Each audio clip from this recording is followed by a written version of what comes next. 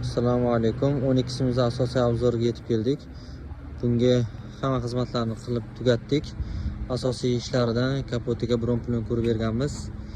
Bleski vashi zo'r bo'lgan. Bir xilla o'ylaydi, bron-pulni ko'rgandan keyin mutli bo'lib qoladi yoki ajralib qoladi bo'ladi. Yo'q, naborot, bleski zo'r bo'ladi, mutli bo'lmaydi.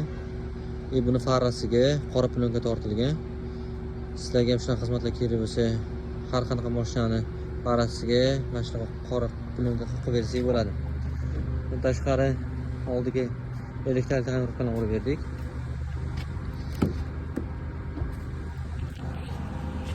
Orqalariga 100 talik bo'lgan.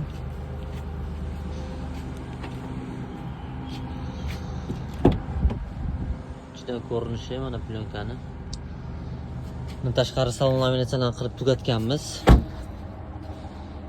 Diskalarigacha ham Redline. 12-simizda Redline varianti.